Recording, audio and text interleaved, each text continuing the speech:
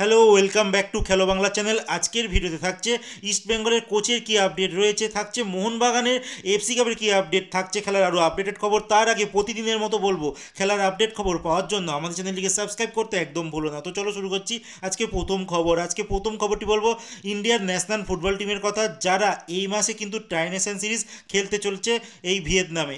আর এখান থেকে কিন্তু একখানা টিম নিজেদের নাম উইথড্র করে নিয়েছে। আমরা জানি এখানে তিনখানা টিম যারা হোস্ট, ভিয়েতনাম, ভারত আর লেবানন। কিন্তু লেবাননের দিকে যুদ্ধ একটা পরিস্থিতি চলছে, যার জন্য লেবানন টিম তারা কিন্তু নিজেদের নাম উইথড্র করে নিয়েছে, মানে লেবানন তাদের টিম পাঠাচ্ছে না।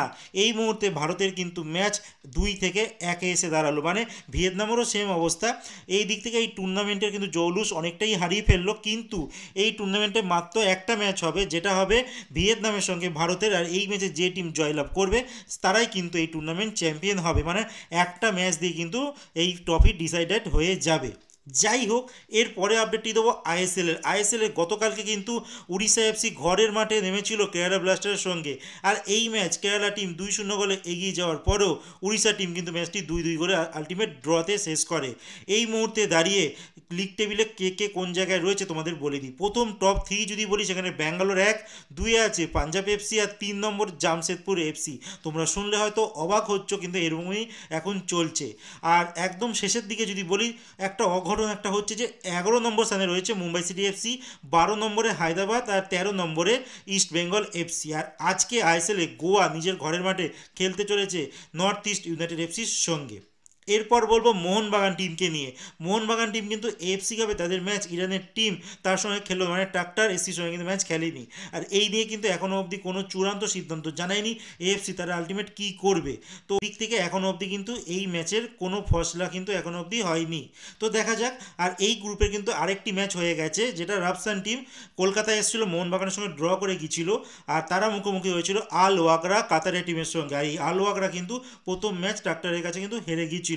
কিন্তু এই ম্যাচে আল ওয়াকরা তারা 1-0 গোলে হারিয়ে দেয় রাফসান টিমকে। এরপর বলবো ইস্ট বেঙ্গলের কথা। ইস্ট বেঙ্গলে কিন্তু এই মুহূর্তে যা খবর আসছে, অস্কার ব্রুনো, যিনি লাস্ট ইয়ার বাংলাদেশের ওখানে কোচ ছিলেন, তাকে কিন্তু ইস্ট বেঙ্গল টিমের ম্যানেজমেন্টরা প্রাথমিক টার্গেট করে রেখেছে। তার এজেন্টের সঙ্গে কিন্তু কথাবার্তা অনেকটাই চূড়ান্ত, কিন্তু একটা জিনিসে আটকাচ্ছে, সেটা হচ্ছে তার হিউজ ডিমান্ড স্যালারি।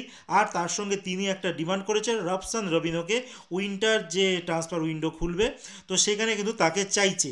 আর সেই দিক থেকে ক্লেটন সিলভাকে নাকি তিনি চাইছেন না, অনেকটাই বয়স হয়ে গেছে, তার পারফরমেন্স অনেকটাই নেমে এসেছে। বাট লাস্ট 2 বছরে কিন্তু ক্লেটন ভালো সার্ভিস দিয়েছে, তারপরও কিন্তু তাকে কোচ চাইছে না। কেন জানো, অনেক খেলোয়াড়ই একটা সময় গিয়ে তাদেরকে হাল ছাড়তে হয়, বয়স একটা ফ্যাক্টর হয়ে দাঁড়ায়। তো সেই জন্য কিন্তু এই ক্লেটন সিলভাকে হয়তো কোচ চাইছে না। তার কিন্তু ধার অনেকটাই কমেছে, আমরা নিজেরাও দেখছিলাম ম্যাচগুলোতে।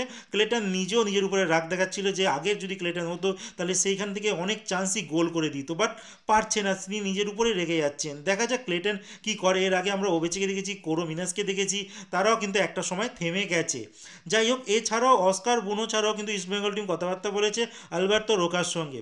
বাট আলবার্তো রোকা এখন সেকেন্ড পজিশনে রয়েছে, 1 নম্বর পজিশনে কিন্তু এই অস্কার ব্রুনো রয়েছে। ইভান ভুকম্যানোভিককেও কিন্তু বলা হয়েছিল, কিন্তু তিনি ইন্ডিয়াতে আসতে রাজি নন।